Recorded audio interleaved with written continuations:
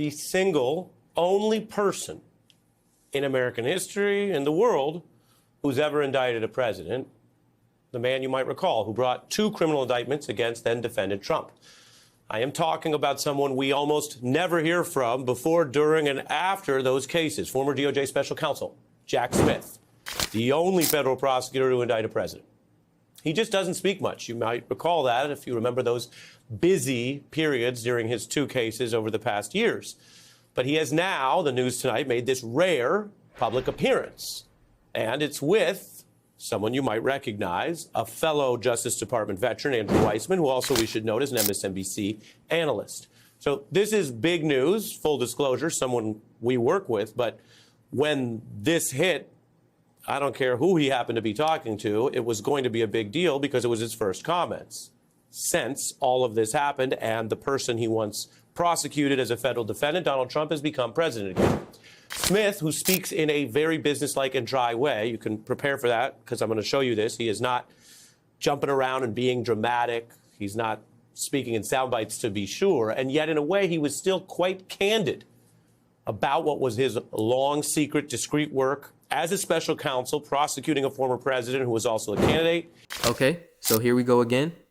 Another bombshell, another secret recording, another day where Trump's legal team is supposedly scrambling like they just got hit by a freight train they never saw coming. And this time, the jury literally gasped, like actual audible gasps in a federal courtroom. Can you believe this? Jack Smith just played a tape, a secret audio recording, and according to reports, the whole room went silent, dead silent. The kind of silence where you could hear a pin drop, where everyone's holding their breath because they can't believe what they're hearing. Trump's allies, maybe Trump himself, caught on tape, making what prosecutors are calling a shocking confession about classified documents. Yeah, that's the story that's blowing up right now. And look, I know what you're thinking. You're thinking, okay, another recording, another scandal, another day, ending in Y. But this one's different. This one hit different in that courtroom. Legal experts are already calling it one of the most damaging pieces of evidence against Trump in this entire investigation. One of the most damaging, not just bad, not just problematic, potentially case-changing. The tape plays, the jury's face is stunned, Trump's lawyers blindsided, scrambling in real time trying to figure out damage control. And the judge reportedly called the conduct exposed on that tape an outrageous breach of justice. Outrageous. That's a federal judge talking, not a cable news pundit, not a Twitter activist. A judge who's supposed to remain neutral just called it outrageous. But before we go any further, real quick, let's be honest. You can't really trust mainstream media anymore. That's why we built Pump Politics, to bring you real stories, real context, and no corporate spin. If you want to stay ahead of the headlines, join our free newsletter. We'll send the news straight to your inbox every day. Just click the link in the description to join. And if you just want to support what we're doing, join us, be part of the community that actually cares about the truth. All right, let's get back to the video. And he discusses, based on the evidence and facts, he says, what is wrong with the Trump-Bondi DOJ today.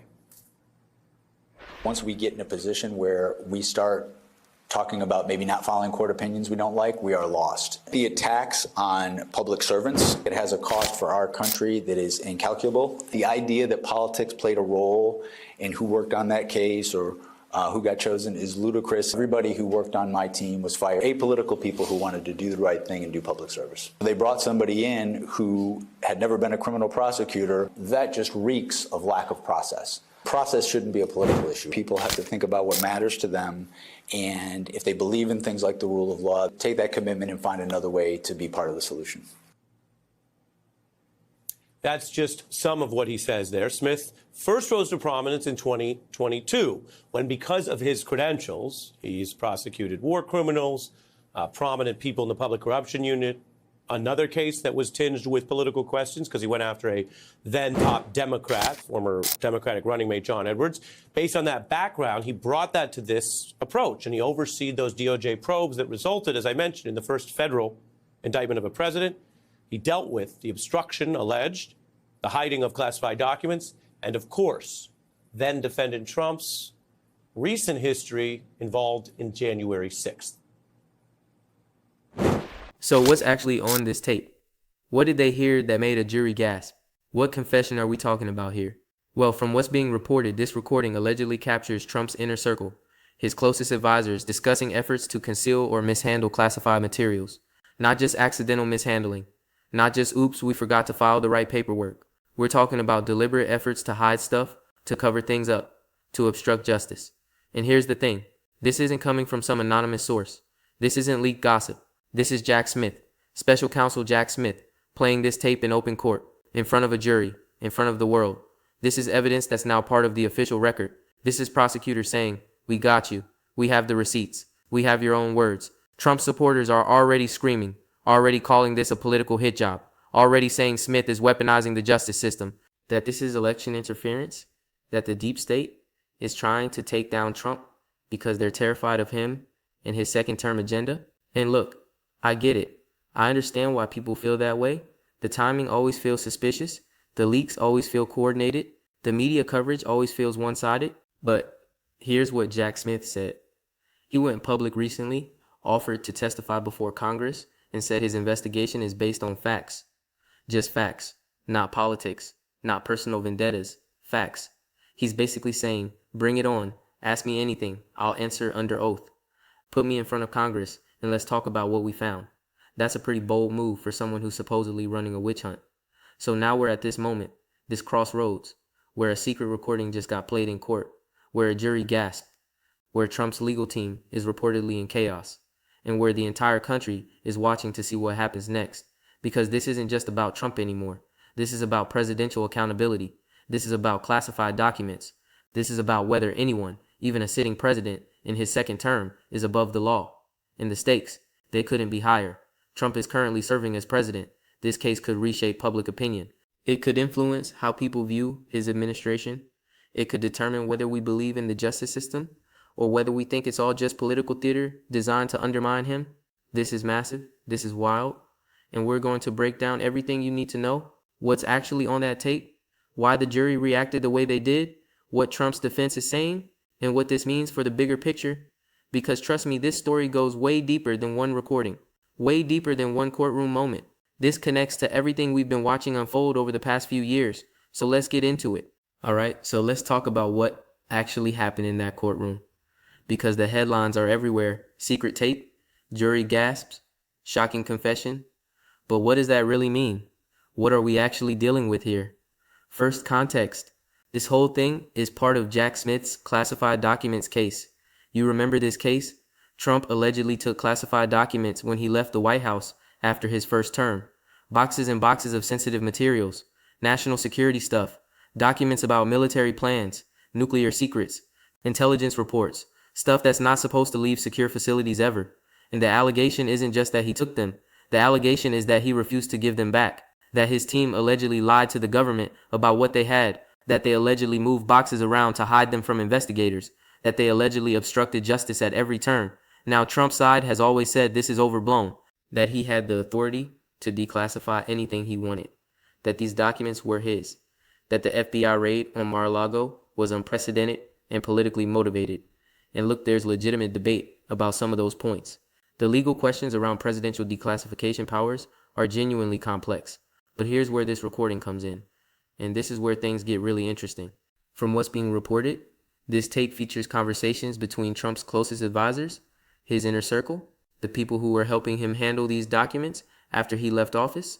And on this tape, they're allegedly discussing how to deal with the fact that the government wants these documents back. They're allegedly talking about concealment, about moving things around, about what to tell investigators. And prosecutors say this isn't speculation. This is them in their own words, discussing obstruction. The courtroom reaction tells you everything. When that tape played, the room went silent. People couldn't believe what they were hearing, because it's one thing to have prosecutors make allegations.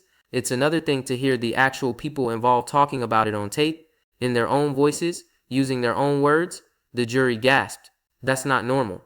Jurors are trained to stay neutral, to keep poker faces, to not react visibly to evidence, but they gasped. That means what they heard was so shocking, so unexpected, so damaging, that they couldn't help themselves. Trump's legal team was reportedly blindsided. Now that's interesting, because if they knew this tape existed, if they'd heard it before, you'd think they'd be prepared. You'd think they'd have their response ready. But according to reports, they were scrambling, trying to figure out in real time how to respond, what to object to, how to minimize the damage. That suggests they either didn't know about this tape or they didn't realize how bad it would sound when played in open court. And the judge calling the conduct an outrageous breach of justice. That's huge. Federal judges don't use language like that lightly. They're careful, they're measured, they avoid inflammatory rhetoric. So when a judge says outrageous, that means something serious. That means what's on that tape crossed the line. Now here's where this gets even more complicated. Jack Smith has been under attack for months. Republicans in Congress have been demanding he testify. They've been accusing him of running a political prosecution, of timing his charges to interfere with Trump's presidency, of selectively leaking information to damage Trump and undermine his administration. And Smith's response? Fine, let's do it. He publicly offered to testify before Congress. He said his investigation is based on facts, and he's willing to defend it under oath. That's not the move of someone who's hiding something. That's not the move of someone running a witch hunt. That's someone saying, I have the evidence. Come at me. But here's the thing, most people don't understand. Most people hear secret recording, and they think, okay, this is the smoking gun. This proves everything. Case closed. But it's more complicated than that. First, we don't know exactly what's on the tape. We have reports. We have secondhand descriptions. We have reactions. But we haven't heard the actual audio ourselves. We don't know the full context. We don't know if there are exculpatory parts that explain away the damaging stuff. We're relying on prosecutors' characterization and media reports. Second, even if the tape is as bad as it sounds, that doesn't automatically mean Trump himself is guilty of crimes. If his advisors were discussing obstruction, were they acting on Trump's orders? Or were they freelancing? Did Trump know what they were doing? Did he direct it? Or did they make decisions without his knowledge? Those are real legal questions, and they matter. Because Trump's defense has always been, I delegated. I trusted my team. I wasn't micromanaging every detail. If something wrong happened, that's on them, not on me. Now, prosecutors obviously disagree. They're building a case that Trump was directing everything, that he knew exactly what was happening, that this came from the top, but proving that in court is harder than it sounds. You need direct evidence linking Trump to the conduct. You need to show he gave orders. You need to prove he had knowledge and intent. Third, there's the political dimension, and we can't ignore this. Trump supporters see this as confirmation of what they've always believed, that the justice system is weaponized against him, that deep state prosecutors are trying to destroy him, that this is all coordinated to damage his presidency and prevent him from governing effectively. And they're not entirely wrong to be skeptical. The timing of these revelations always seems to coincide with politically sensitive moments. The leaks always seem designed for maximum damage. The media coverage always feels breathless and one-sided. It's always Trump is finished. Trump is done. This is the end. And yet here we are. He's still standing. He's still president. So when Trump's team says this is a political hit job, a lot of people believe them. Not because they think Trump is innocent, but because they don't trust the process. They don't trust that this is really about justice. They think it's about power. They think it's about taking down a president that the establishment never wanted in the first place. And that's the tragedy here. Because if there's real evidence of real crimes, that evidence gets dismissed as political theater. If there's actual wrongdoing, it gets lost in the noise of partisan warfare. Nobody knows what to believe anymore. Everything is seen through a political lens. But here's what we do know. A tape was played in court. The jury had a visible reaction. Legal experts are calling it damaging. Trump's lawyers were caught off guard. And this case just got a lot more serious. The question is, what happens next? Does this tape change everything? Does it lead to a conviction? Or does it just become another chapter in the endless Trump legal saga that goes nowhere? And more importantly, does any of this even matter to voters? Does this change anyone's mind? Or are we all so entrenched in our positions that nothing, not even a secret recording, can break through? That's the real question. And honestly, I'm not sure anyone knows the answer.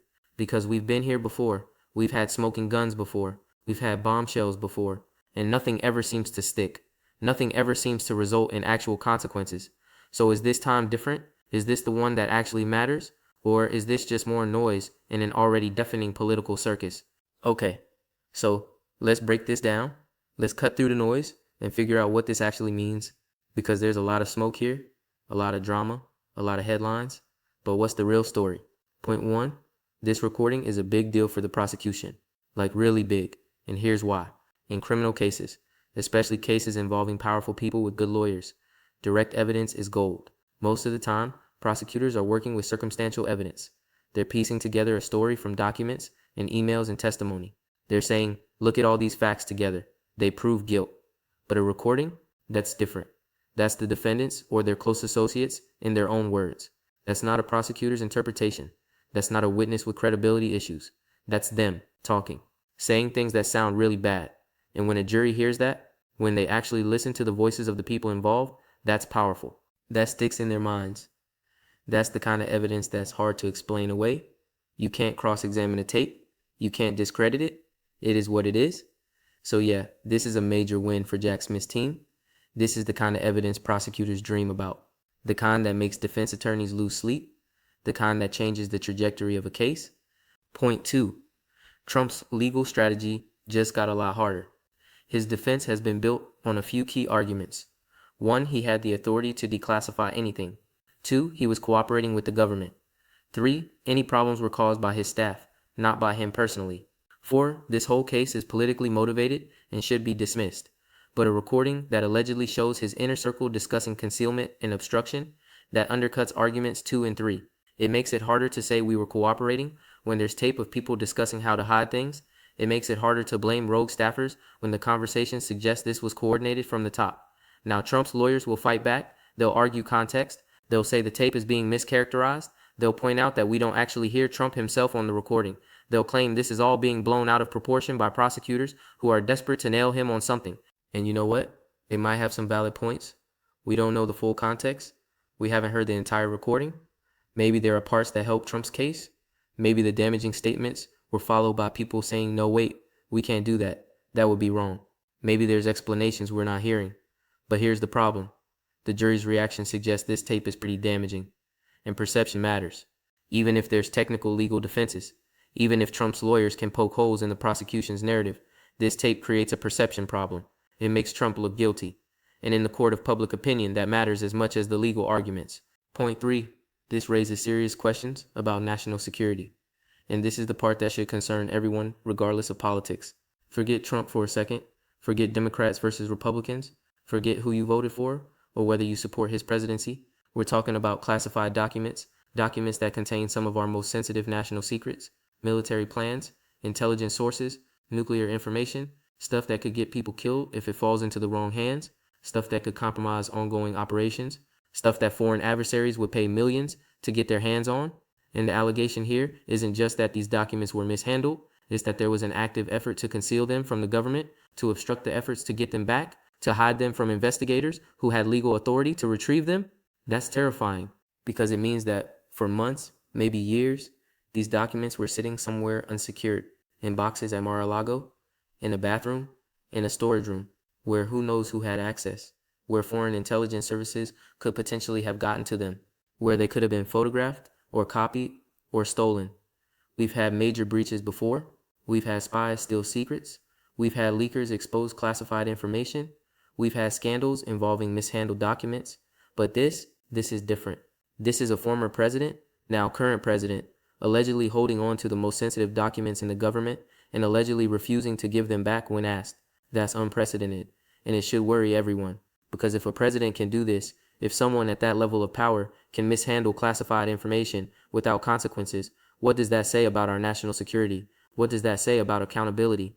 What message does that send to everyone else who handles classified information? Point 4. The political implications are massive. Trump is the sitting president in his second term. This case hangs over his entire administration. And this recording, this bombshell moment, it changes the narrative in significant ways. Up until now, Trump's been able to frame himself as the victim, as someone being persecuted by partisan prosecutors, as someone being targeted because he's a threat to the establishment, as someone being hunted by the deep state because they can't accept that he won. And that narrative has worked. His supporters believe it. They see him as a fighter against the corrupt system. But a secret recording, that's harder to spin. That's evidence that makes people pause. That makes even some of his supporters say, wait, what? That makes independent voters, the ones who haven't made up their minds about his presidency, start to question things, start to wonder if maybe there's something to these charges after all. Now, will this change the outcome? Will this lead to accountability? Honestly, I don't know. We've seen so many bombshells over the years, so many smoking guns, so many this is it moments, and Trump has survived all of them. He's like Teflon. Nothing sticks. Every scandal just seems to bounce off him. But this feels different. This feels like the kind of evidence that's hard to ignore, the kind that cuts through the political noise, the kind that makes people stop and think, the kind that might actually have consequences. And here's the thing. We're at a point in this country where nobody trusts anything anymore. Nobody trusts the media. Nobody trusts politicians. Nobody trusts the justice system. Nobody trusts institutions. Everyone thinks everything is rigged. Everyone thinks everyone else is lying. And that's the tragedy. Because when real evidence emerges, when there's actual proof of wrongdoing, half the country dismisses it as fake, as fabricated, as taken out of context, as part of a conspiracy. And when false accusations are made, the other half believes them without question, without verification, without any critical thinking. We're living in a post-truth world where facts don't matter, where evidence doesn't matter, where the only thing that matters is whose team you're on.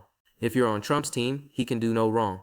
If you're against him, everything he does is criminal. There's no middle ground anymore, no nuance, no ability to say maybe this specific thing was wrong, even if I generally support him. And this recording, as damaging as it might be, probably won't change that fundamental dynamic. Trump supporters will say it's fabricated or taken out of context or part of a witch hunt. His opponents will say it proves everything they've been saying all along. And the rest of us will be stuck in the middle, trying to figure out what actually happened, trying to separate fact from spin. So what comes next? More legal battles, more appeals, more motions, more hearings, more headlines, more drama. This case is going to drag on for months, maybe years. The appeals process alone could take forever. And in the end, who knows what happens? Maybe Trump gets convicted, maybe he doesn't. Maybe this recording is the key piece of evidence that seals the deal. Maybe it turns out to be less damaging than it sounds right now. But here's what I know. This story matters. This recording matters. Because it's not just about Trump. It's not just about one person, or one case, or one presidency.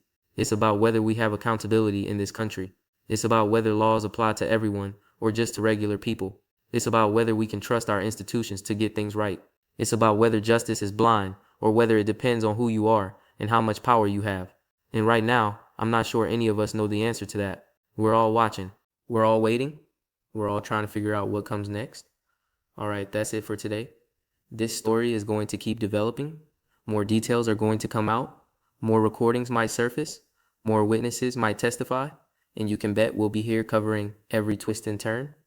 Because this is the story of our time. This is the case that might define a presidency. This is the moment that could determine whether we believe in equal justice under law. And we're going to break it down for you every step of the way. Until next time, stay informed, stay skeptical, and keep asking questions. Because that's all we can do in times like these.